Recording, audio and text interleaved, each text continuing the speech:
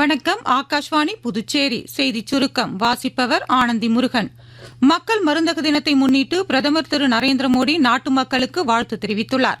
மக்கள் மருந்தக மையங்களின் தாக்கம் குறித்து எடுத்துரைத்த அவர், மக்கள் மருந்தக மையங்கள் குடிமக்களுக்கு மலிவான விலையில் தரமான மருந்துகள் கிடைப்பதை உறுதி செய்வதில் அரசின் உறுதிப்பாட்டை பிரதிபலிப்பதாக தெரிவித்துள்ளார்.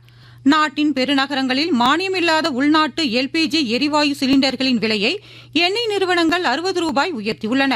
இந்த விலையேற்றம் இன்று முதல் அமலுக்கு வந்துள்ளன. மேற்கு ஆசியாவில் நிலவி வரும் பாதுகாப்பற்ற சூழலில் இந்திய குடிமக்களுக்கு உதவுவதற்காக கத்தாரில் உள்ள இந்திய தூதரகம் கூடுதல் உதவி எண்களை அறிவித்துள்ளது.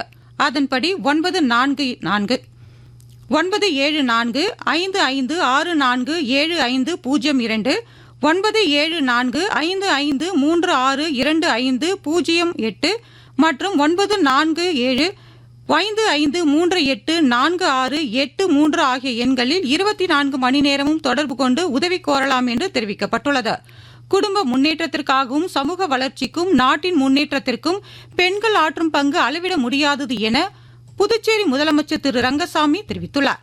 மகளிர் தினத்தை முன்னிட்டு வாழ்த்து செய்தி வெளியிட்டுள்ள அவர், கல்வி, சுகாதாரம், தொழில், நிர்வாகம் உள்ளிட்ட பல்வேறு துறைகளில் பெண்கள் தங்களது திறமையால் சிறந்து விளங்கி சமுதாயத்திற்கு பெருமை சேர்த்து வருவதாக குறிப்பிட்டுள்ளார். புதுச்சேரி வில்லியனூர் துணை மின் நிலையத்தில் பராமரிப்பு பணிகள் மேற்கொள்ளப்பட உள்ளதால் இன்று மதியம் 2 மணியிலிருந்து மாலை 6 மணி வரை அம்மாநகர், கோபாலன் கடை, ரெட்டியார்பாளையம், பழவன்காரன் சாவடி, ஜவஹர் நகர், பூமியன்பேட்டை மற்றும் அதனை சுற்றியுள்ள பகுதிகளில் மின்தடை ஏற்படும் என்று மின்துறை அறிவித்துள்ளது. இத்துடன் இந்த செய்திச் சுருக்கம் நிறைவு பெறுகிறது.